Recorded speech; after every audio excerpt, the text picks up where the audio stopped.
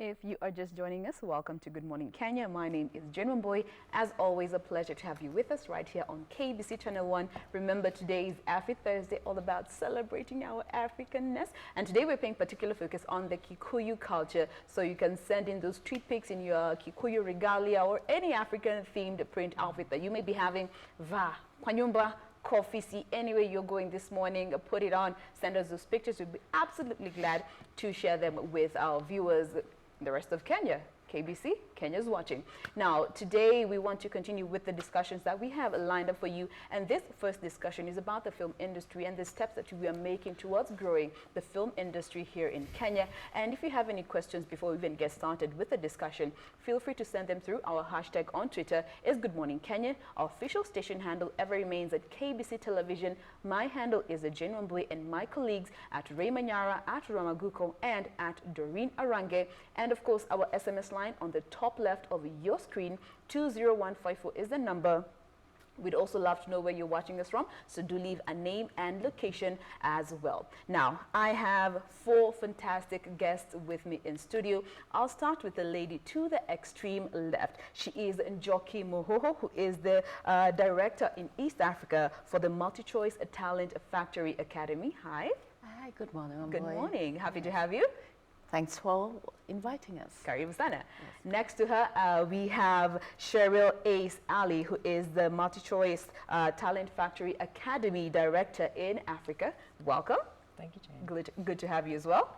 Next to her, we have Michelle Angawa, who is a student at the MultiChoice Talent Factory Academy, graduating today, the class of 2018. Good to have you. Very nice to be here. Nice to have you. And to my immediate left, we have Aaron Tamale. That is how we pronounce it. Tamale. He's also a student at the MultiChoice Talent Factory Academy, graduating today, class of 2018 as well. Karibu sana. Thank you. Good to have you. Thank you. Now, we just want to have a quick conversation around the film industry, and especially when it comes to growing our younger generation and just preparing them for the market, the real job market, and how the industry is going to be when they get there. So before we even get to the academy in itself, maybe we can get the backstory and the background towards, coming up with this talent academy. Maybe we could start with you, Cheryl. Thank you. Hi. Yes. So the MultiChoice Talent Factory is MultiChoice's shared value initiative. Shared value is really about doing business, but doing good at the same time. Yeah. So what we've done, it's been in the making for a couple of years, in trying to set up the academies across Africa. Last year in October, we launched 3 academies, one in Nigeria, in Lagos for West Africa, one in Southern Africa, in Zambia, in Lusaka, and of course one in East Africa, in Kenya, in Nairobi. Right. We have 60 students across the entire continent, and they were selected from 3,108 applications. Okay. Now, let me come to you, Njoki. Just looking at, you are in charge of the East African region. Yes, maybe you could tell us a bit about, what are some of the reasons that you as a person, as a film industry stakeholder, saw that really necessitated having such academies and it being even stationed in Kenya? Having been a producer for a while, we experienced the disconnect between what comes out of the training institutions and what are the needs on the ground. And also because our institutions have been limited and still are in resources, and also bringing the bridge between the practical experienced people and the theoretical trainers as well. So to improve the quality and the quantity of the content for East Africa TV and television, then the MTF, MultiChoice Talent Factory, which we abbreviate to MTF, brings the two together, where we even get the industry people. My colleagues in the industry, they come and facilitate. They are the facilitators because they do a lot of show and tell. And also our students are not green straight from mainstream school. They also have at least minimum 2 years experience before they join us. So MTF is a 1-year boot camp, doing things practical. Solid year. Solid year boot camp. And I love that approach that you actually have the industry players, because there's always this disconnect. We hear so many employers complaining of half-baked graduates.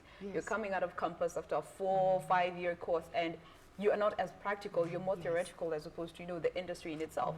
Now, just looking at the academy, I believe there's a structure in how things are done. Maybe you tell us a bit about that before we actually get to talk to the graduates. Y'all ready? Yeah. All right. Ready to not too long.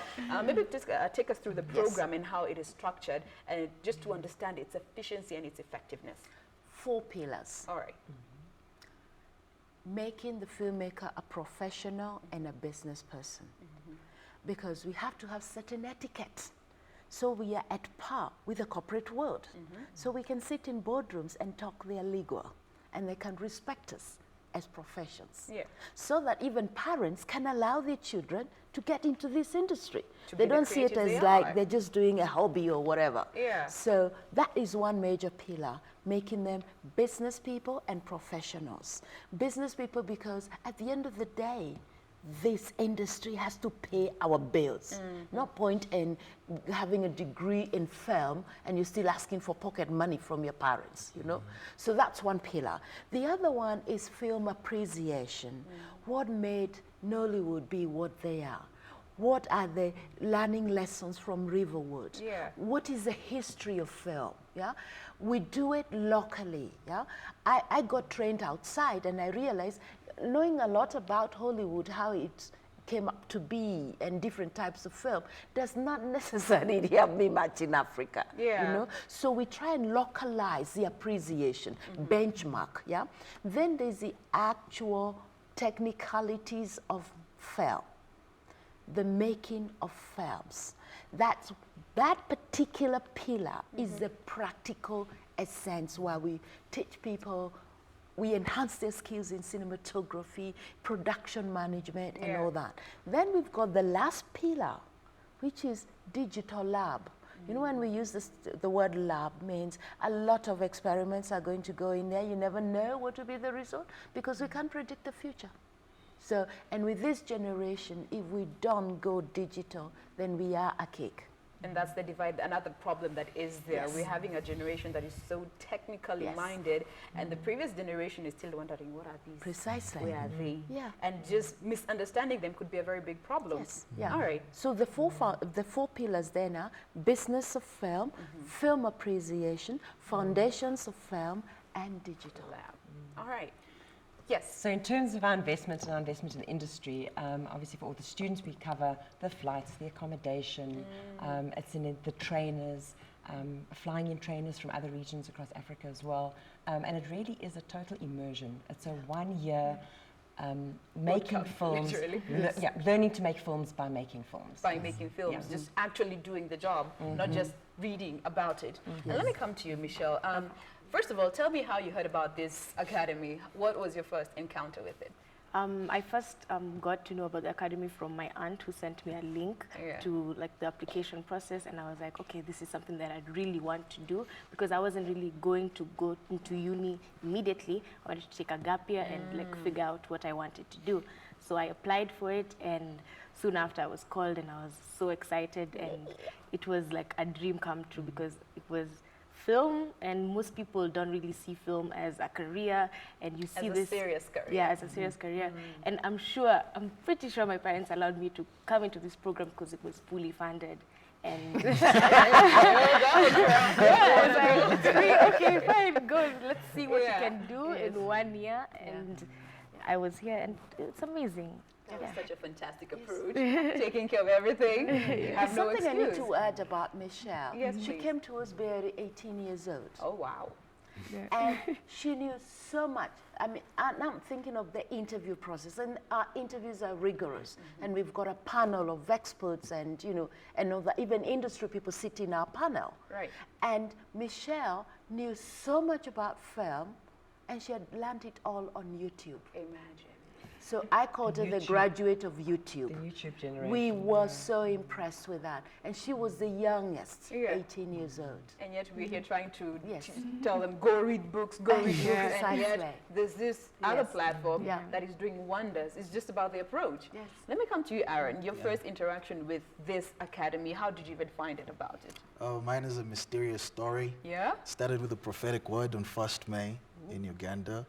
So on the 31st, they open up the Multi-Choice Talent Factory, and I see the ad running around, but the ad running around, and I ask, hey, should I apply for it? And I go for it, and I was so excited about it because I was at a point in my life where I had missed my graduation.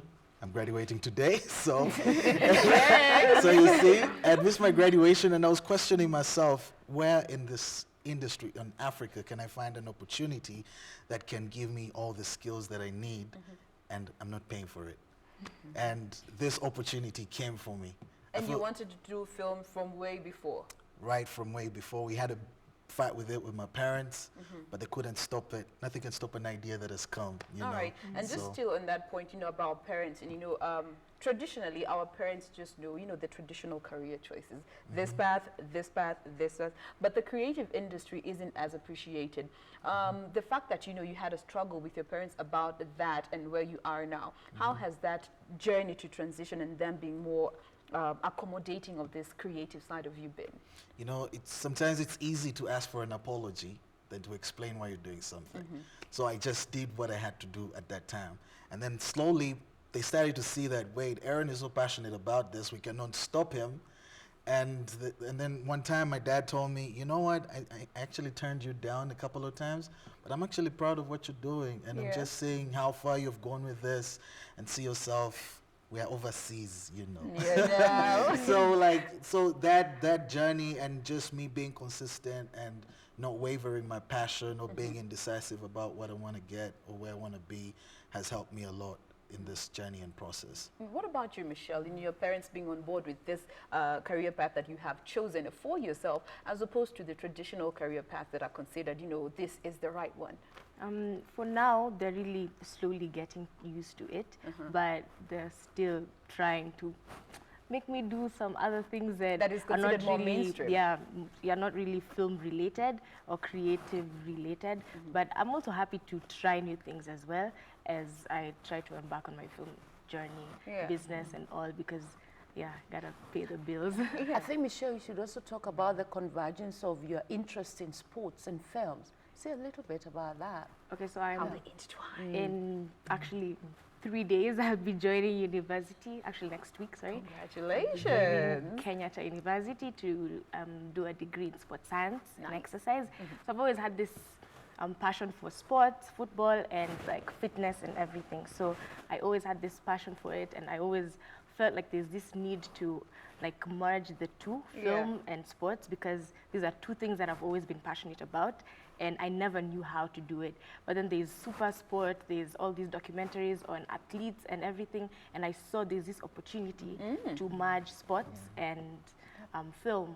So there's also like fitness, like gyms and all, they want to do all these corporate videos and everything. Yeah. There's also that. There's so many things that you can do to merge sports and film. And that's the beauty of the creative industry. Yes. It can merge and gel very well with any other thing that is out there that is considered mainstream. And when you talk about, just trying to let the public understand that, film shouldn't be a side hustle. It can be a fully fledged hustle, career path for so many of our young folk, but we still fight them as they try to tell us what they want, and just accepting their career choices. Maybe what would be your advice to especially our parents, because that is a big struggle, not just in Kenya, in Africa, and even in the world over. Well, this is our business. We have over 220 channels across the continent, from free-to-airs, our own Mnet channels, our Super Sport channels. It's a business. It's a thriving business. A channel takes 8,640 hours a year. That's a lot of content. So there's a lot of opportunities for young filmmakers coming into the industry, for the industry itself. We also run what's called masterclasses alongside the MTF program, MTF masterclasses for the industry, for those who are already professional, already in the industry, to upskill the industries, to enhance quality of content. I think our viewers are becoming a lot more discerning. There's a lot more competition, there are a lot more platforms out there. And so we need to up our game as well. Their stakeholders. Yes, Joki, in terms of even changing the narrative and looking at film as something that could take care of you for the rest of your life, and even the younger folk. I think if we take, let's do a stock take. Why would parents not want their children to take on a career in film. And like, let's say in Michelle, or even during the interview, she said, my parents want me to do a degree in sciences, yeah? And it's because the parents and the community out there don't see it as a viable business. So the changing of the narrative is how we train people, how they carry themselves out there, and the skills, so that they start making very good income. I'm sure our graduates, when they start making big money and they start being, you know, those competition about this age, people who are leading in businesses in this category of age or whatever. Yeah. When you start seeing big film paper there, and you see our young people driving their fancy cars, living in good homes and all that, if that is a measure of success, then the parents will be telling children, where do you want to study that? Go into film. Go there. So they need evidence that it's working. Yeah. And that's what MTF is doing. Prepare them in every way. Yeah. Give them life skills. Give them exposure. These students have had people from Bollywood teaching them, people from Hollywood teaching them, so that we benchmark. We don't copy, we benchmark. Because when you benchmark, you look at what is working in Bollywood, what is working in Nollywood. How can we translate it and tailor it to our environment? But so long as the young people out there are copying, trust me, I've read lots of scripts recently this year in the National Script Writing Competition. And surely there's this tendency to go into try and make your story a bit like Hollywood. No, I've got bad news for you. This is not Hollywood. It's called Kenya. You know, it's called East Africa. If we can tell our stories, you think about it. The best way to sell yourself is to sell what is unique about you. There isn't any other Kenya. There isn't any other Uganda. There isn't any other South Africa. So if that's not what you're selling, and you're trying to copy somebody else to sell a bad copy of themselves to them, surely reality You're check. doing yourself a Yeah. disservice. So first it begins with, Michelle also made some, the students actually when we were having a Christmas party, they told the MultiChoice executives, when they were asked, what is your first takeaway so far, Yeah. you know? And I remember one of them saying, you know, I'm a changed person. Now I know what it is to tell African stories. The African I'm feeling way. more proud as an African. And I think if our youth out there start from, I am African, I start by telling my story. Because even successful films that have been done in Africa and won awards out there in Hollywood, it's always a foreigner's perspective of Africa. It's time we told the story from our own point of view. Telling the African And stories even tell from them an in our African point. language, Yeah. so they come out more natural. Actually, English is a very bad language in trying to translate our language. I'm about to burst in Kikuyu here because I can express myself better in Kikuyu. You know? Because English won't translate Kikuyu with The all that, you know. genuineness We that need comes those. We need those little voices. That is Africa, and we need to see that on the Yeah. screen. Yeah, there are sounds you can't translate into English. I love that. Yes. I absolutely love Yeah. that. Now, when you talk about preparation for the industry and being very hands-on, I want to hear, let me come to you, Aaron. It was a whole year's program, boot camp, intense, and now you're done with the whole training process. How was it for you? I mean, so one of the biggest highlights for us as a class and me as an individual was being part of the Cook Studio production. Yeah, it Cook was just Studio, being yes, safe to yes, say yes, that on air. yes. But yeah, Cook Studio production. And I like that. so yeah, and what this production and all the other productions that we've had the opportunity of interning on Yeah. have sort of given us a standard of what we have to do. You know, before in Uganda, where I come from, people have this tendency of, oh, we have a show, get a camera, get your best clothes, get on air. You understand? But now it's more like we have a show. Why do we have that show? Why does the host need to be dressed like that? Why does she need that type of Understanding the hair? why. Yeah, there is a process to everything.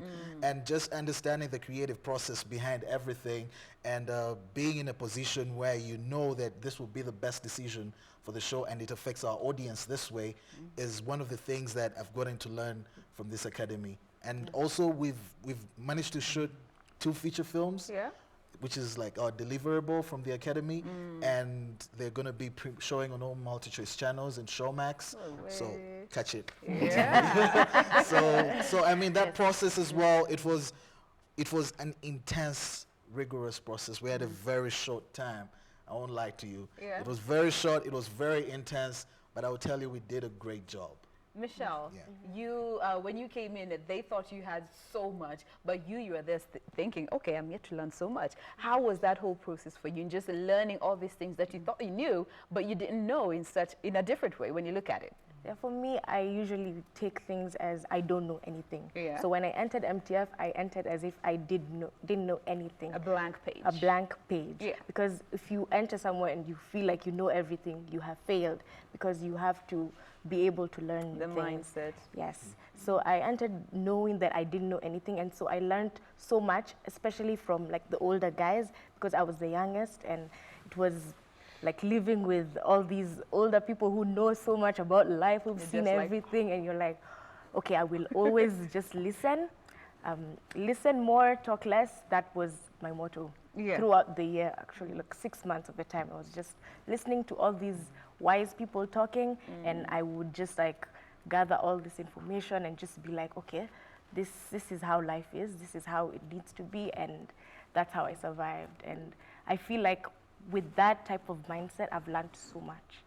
In that just a program. year's In time. just a year, yeah. All right, now you guys you're ready to go into the market as you learn more as you go into that. But the market in itself, it's still a different field as opposed to what you learn in school. Now, let me come to you, Cheryl. When you look at the job market in itself, you know, in as much as we have fantastic industry players and filmmakers trying to change the narrative and bring the beauty and the best out of this craft, there's still so many other different stakeholders who have a role to play in the film industry as a whole. Maybe from where you sit, what would you feel the different stakeholders need to do to just help build this film industry and exploit the potential that it has, especially for our young people? I think the opportunity that the MultiChoice Talent Factory has is to work with partners. We actually have a number of partners that have helped us in this initiative, and that's going to help it grow. We are working with Dolby. We are working with the New York Film Academy. We are working with Avid. So you know, it's the post-production as well as production houses. We also have partnerships with channels. Yeah. And you know, they're providing experts, they're providing training opportunities for our students. And I think the more partners that we have The better. on this program, on this initiative, we can actually grow the industry together. We have local partners as well, Yeah. obviously in the Kenya Film Board, a number of other industry players, and yeah. In fact, we have government partners in all our countries with all our MTF academies, because to accredit the course, we're working together in Kenya with Kenyatta University, Yeah. in Lagos with Pan-African University, and then in Zambia with the University of Zambia. Fantastic. Jockey, also, before we just chip into that before we move on to the next. Yeah, I want to expand on partnership. Yeah. The reason why film industry in East Africa hasn't reached where it should be, why it's not booming, it's not because of lack of efforts, but it's fragmented individualistic efforts. Imagine if every bee formed its own beehive, they will go extinct. We have to get the attitude of getting together. And this shared value principle of MultiChoice, of MTF, in igniting our African creative industries is all about that. Bring like minds together to work together. Yeah. But you can't, in Kenya we keep saying, oh, producers don't work together, producers compete, they stab each other, but we haven't given them a platform where they'll naturally flat in and work together. MTF is creating that. MTF is creating a platform of you share our value, we have similar interests, come on board. So, and I'm seeing that start to snowball. So whether it's from the academic institutions or the producers, the facilitators, we are getting together. And it's only the beginning. Watch this space. Watch this space. Yes. And in fact, so just to add to that, in terms of platforms, we've actually created a portal. We've created an online platform called the MultiChoice Talent Factory portal. Yes. It really is a little bit like a LinkedIn for African film. We launched at the end of March, and by May we had over 20,000 creatives across Africa registered on that platform. Yeah. So it's really a fantastic place to connect. Yeah. And opportunities are posted there. You can link and you can submit proposals to the MNET channels. We've got news updates every day in terms of the industry across the continent, or international related to the continent. So multichoicetalentfactory.com. .com. Now, even for the other film industry players who are already in the job market and they would love to just, grow their skills, in as much as, the MultiChoice Talent Factory Academy is for the younger category and just trying to instill in them the skills that they need for the industry. There are those who are in the industry and they still need to grow the skill. You keep learning and growing. How have you thought about, incorporating them and just also helping them come on board in learning all these new things, because you can never learn everything and you can never learn enough. Yeah, so we've got master classes alongside the Talent Factory, and since February Of this year? So this year, yes. We've run 18 master classes across 13 countries. So I think Njoki can elaborate on the master classes in East Africa. Yeah. First of all, when we say master class, we mean master. A guru. With a capital M. Yes, not wake up one morning and decide I'm a guru at this because I made one film. Here we're talking of masters from an international perspective. Yeah. So what we have done, we're not just, when we say that our students are young people, remember they are like 18 to 26 years old, okay? Then for the master classes, this is for the experienced industry person. We know out there, I know as a producer, one of our biggest challenge is sound. So we bring in a guru on sound. And then we bring also a partner with the software and the technicalities to do with sound.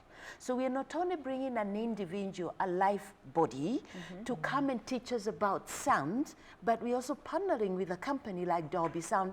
Every big cinematic release you see worldwide, it's got the Dolby Sound. So we are partners with Dolby, and they also bring us technical experts from India to come and teach us. Yeah. So we've had master classes and multi-camera. I see even here in studio you have different cameras. So we had somebody from South Africa, an award-winning director, to teach us to. When I say teach, to enhance our skills and knowledge. And then we've had lighting. We had somebody who, Christian Epps, who lights for HBO Productions in Hollywood. He was here just less than a month ago to facilitate a course on lighting for the camera. Yeah? We've also done I'm forgetting the different types that we've done. I have a mentor blog. I'll move on. We've done storytelling. We've done. We've also done. I'll come back to that. Yes. All right.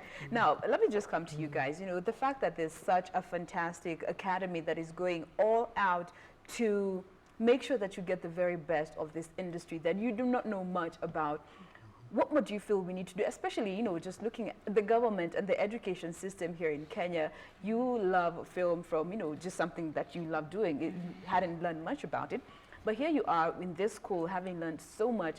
What do you feel needs to be done, especially looking at the curriculum that is being offered in Kenya, the education system, in incorporating such courses from a very younger age? I feel like for now, the courses need to be more intensive and more practical, because most of the things that people learn in film school, in maybe like a university, would be basically just theory or never practicals and whatever, and you never really see the industry from like your course. So with something like MTF, we got to see our industry through the different facilitators from got the to be industry. in the industry we while got in to school. be in the industry while in school, Yeah. because these people would come and teach us what they know and what they've seen from the industry rather than what they've read from books. So it was more intensive, more practical, and better even. So, Aaron, Yes. you're from Uganda. The same education system, how is it compared to how you went through the MTF program in a year's time as opposed to what has been done over the years? Is it the Japanese who say you learn from your sensei, your master, like a master class? And one of the beautiful things is that, as Njoki was elaborating, was the fact that we had people who were actually in the industry teaching us these things. It's not like we had, let me say, a professor Yeah. teaching us about filmmaking who has not done or shot any film, you understand? So in that perspective, it's we are in a space where we are getting information straight away from people who have actually experienced this. So we are learning from experience. So in that way, you couple that experience, if they have 10 years experience, we have 10 years 10 years experience. hands-on, Yeah. in person. Yeah. Yes. Yeah, even to add to that, they get the show and tell. It's something we really use. Like some of the films that have been winning lots of awards from East Africa, we'll ask the director, please come and spend Saturday morning with the students, show them the film, and then do a Q&A. To me, that's better than 10 lessons in a classroom. 3-hour That's lessons, one. mind you. Yes, then also going back to my previously blocked mind, Nights Unblocked, one of the other master classes we had was music composition, because we rush posts and then we pirate music. So now we had this music composer showing us here in Africa we have so much. We can even use our own resources. Actually, our two films, some of the students realize they have a talent in music. They compose the music themselves. So we had Elvin Rose, who is a music composer for all Terry Pelly films, who came and taught them how to do music composition. Then going back to with the master classes, we don't assume every master class is a priority to every country. So in Ethiopia, which is also one of our territories, we had a Kenyan producer, very experienced producer, Epi Matera, to go over to Ethiopia and run a master class on production management. Now they want one every few months. Yeah? Imagine. So we look at each country and we ask the industry, what are your priorities? And then we give them the master class. So while we might look like we've had more master classes in the hub here in Kenya, Nairobi, we are also going to the various different countries. Love it. Yeah. Now, as time is almost up, but as we bring the conversation to a close, maybe I could hear from Michelle when it comes to just encouraging the different industry players, the parents, the governments, to just come together and help build this industry that is slowly but surely growing. What more do you feel we need to do as a whole to make sure that, in as much as there are different career options, that film industry and film business should be at the top of the food chain, for that matter? Well, I just think it's programs like this, it's exposure. I think it just needs a lot more exposure to the market, what filmmakers are doing. And I was going to say, I think everybody watches TV. So, and enjoys, for that matter. And again, it's moving to mobile. So, across all these different platforms, there is so much more that we can do in terms of feeding these channels. All right. Michelle, what more do you feel that can be done to just make sure that this industry continues to thrive as it is doing? I guess just telling African stories. So the more we tell these African stories, the more people are interested in seeing what you have to offer, because you're seeing yourself. If you see the portrayal of Africa in the foreign films, like Madame Njoki had said, it's basically their view of Africa. So and you complain about it while you're watching it. Yes, and you're like, that's not it, that's not it, that's not us. I even remember when we were writing our 2 feature films that we were supposed to submit at the end of the academy, we were trying to Africanize our own scripts. We're African, but we don't see how It's African, it's in itself. Yeah. So we're trying to make, how do we make this more African, yet we are African. So it was very sad, but at the same time, if we keep doing these stories that are African, we encourage more people to see like what we have to offer and see and find pleasure in seeing ourselves. And we will get there. Yeah. I love that. Aaron. Personally for me, as an industry, I feel we have great stories. Yeah. But all these stories need to be seen. I love film distribution. It's something that I'm really passionate about. Yeah. And within the African continent, I feel like we need to have more cinemas because it's windows or theatrical windows or openings that have managed to create revenue for all other major film markets. And I feel like as a region, it's something that when it comes to distribution and revenue for creatives, it's something that it's still, people haven't fully gotten a grasp of it. So I feel like if we get that point of, understanding our markets and distribution and also following up on emerging trends in technology. Love it. And I Yes, think what is Cheryl. really exciting about the continent and the fact that this is a continental initiative, a Pan-African initiative, is that you've got films from Kenya that we can screen in Angola. And you've got films from Nollywood that we can screen in South Africa. And, so I think that is the opportunity that we can actually, yes, local content resonates and content is king. I mean, we're all driven to our local stories, but when we start and have the opportunity to share those stories, that's very exciting. All right. And as we close, yes? For me, one of the things that makes me extremely angry is that all of us in Africa are natural storytellers. We tell stories in families, in the boy, in church. We are ever telling stories. We don't even have to try. It comes naturally. Yeah. Yet it's not what we are preparing for our screens. It should come as second nature. I look forward to the time where you'll be dreading the Nairobi traffic because you want to rush home and watch this local TV drama series. I want us to be rushing home to watch our own productions. I want us to be demanding, I want it here, now, however I want it, on the phone, on the computer and everything, our stories. We should be very embarrassed that we are natural storytellers, but we prefer to copy others when we write our scripts and when we make our films for screen. So I'm looking for Africa storytelling on the screen. On the screen. And just very quickly, I want to get each of your opinions when it comes to building a screening culture, because it still remains a problem, that screening culture in the society now. Very briefly, what more do you think we need to do to just build that screening culture? A critical success factor for African film, and when I use the term film, it includes TV, is eyeballs on the screen. If we can't watch it, if audiences are not watching it, then it's a failure. Just it's economics, demand and supply. Demand and supply. If there's no demand, then your supply will just sit there and you never make money. And we need to make this a business as well. So what do we need to do is improve the quality of how the stories are written and not insult the audiences. Know that they're intelligent and give them a variety. Audience research, it needs not be an expensive thing, it can come naturally.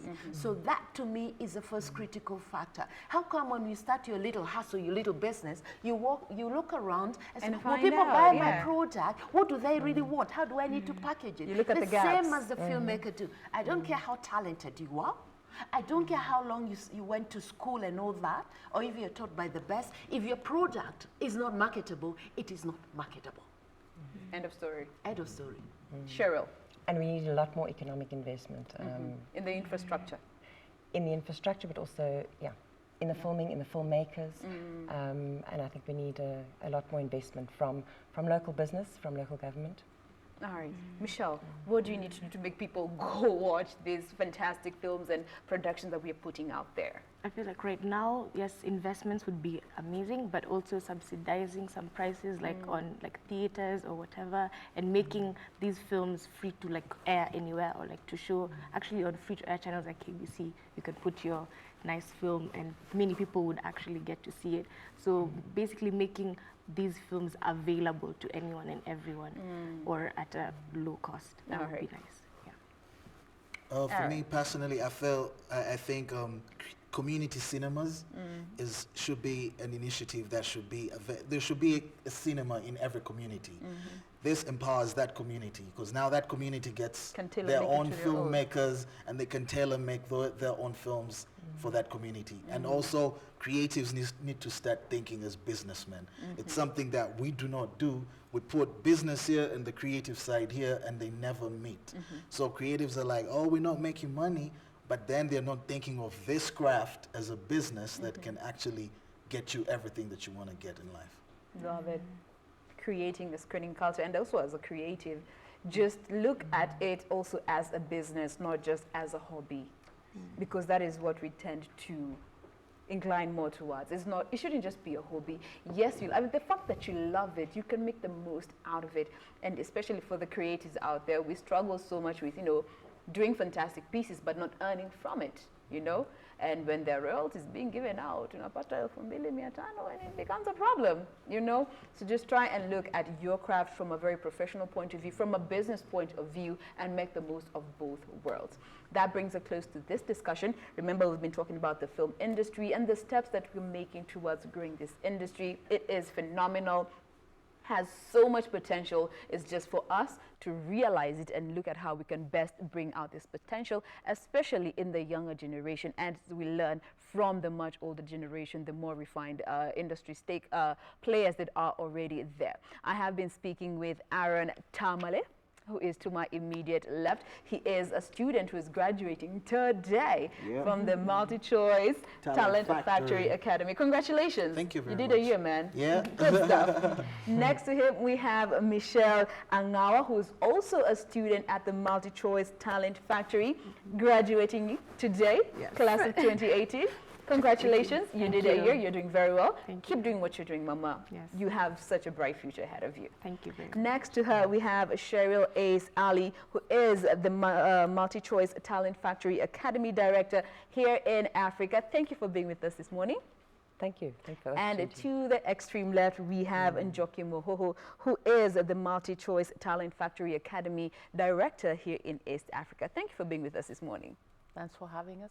All right. Now, Good Morning Kenya does continue. Remember, today is Afri Thursday. We have fantastic interviews coming up in not too long. Keep talking to us. The hashtag is Good Morning Kenya. At KBC Television is our official station handle. My handle is Jane Mamboy, and my colleagues' handles are at Ray Manyara, at Ramaguko, and at Dorina Range across all social media platforms. Our SMS line is also up and running. 20154 is the number. We will be sampling your messages as we proceed on with the show. But for now, we take a musical break. We'll be right back with more of Good Morning Kenya. Do stay with us.